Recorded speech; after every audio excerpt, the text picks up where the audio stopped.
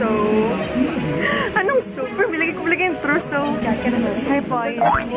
Kapit, isay mo. And we're here po sa Gate 1 ng Sila International Airport. Boarding our plane. That's our plane. Good morning po. We just arrived in Mactan Airport. Muntik nang hindi ko madala yung tripod ko. So, boarding na po kami for Singapore. Kakarating na po namin sa Changi, one of the top best airports in the world.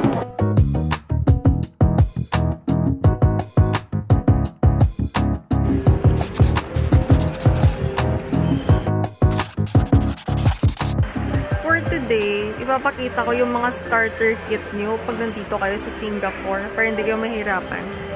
So this is my 2 starter kit when I arrive here in Singapore.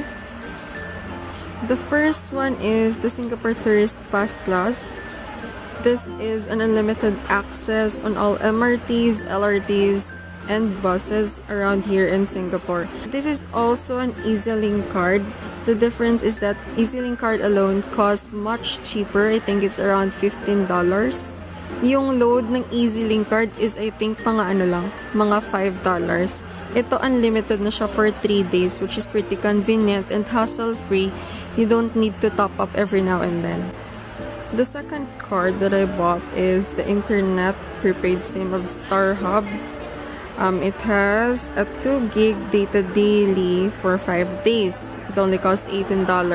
So yung 2 gig is only for Google Maps, yung mga Google Maps namin, kung saan kami pupunta, or pag nagre-research kami on where to eat mga good food, good cafes around here in Singapore. So I also advise that you have to get this map flyer sa mga booth, sa information desk. Upon opening, makikita mo yung mga sightseeing buses na pwede kang i-tour around here in Singapore. So, yung laman ng flyers is ito. Yan. A detailed map of all the tourist destinations here in Singapore. So the first app that I would recommend is this My Transport app.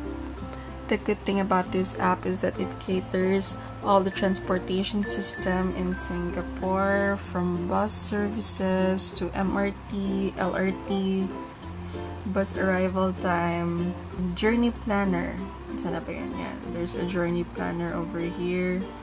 You can input the bus station that you're located and where do you want to go, and he will generate the bus number that you can ride. Also, taxi. There's also a taxi. Traffic Smart if you want to avoid traffic. So yan guys, pretty convenient. It also has the map of the MRT. Yan. That's the whole map of the MRT, LRT. So yan, it's pretty convenient. So yan, so the next app that I highly recommend is this O-Bike bike sharing. So this is a bike sharing system around in Singapore. So let's open that.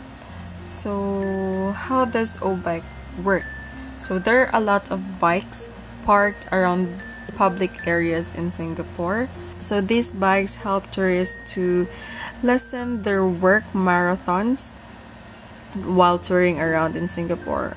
So how does this work? All you need to do is go to a specific area where the bike is located. So you have to scan the QR code attached at the bike or input the code in the bike, and the app will generate a password for you to unlock it and use it touring around Singapore.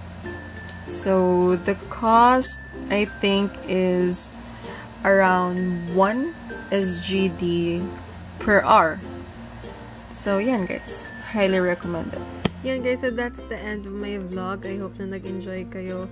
Make sure to visit my I Fell in Love with Singapore playlist. It has 3 videos, Gardens by the Bay, Future World, Universal Studios, for you to have a bird's eye view on where to go in case you travel in Singapore. So if you like this video, give it a thumbs up. Make sure to leave a comments down below, and please do subscribe to my channel guys, and click the bell button para you get notified in case I have a new video. So yan, bye bye.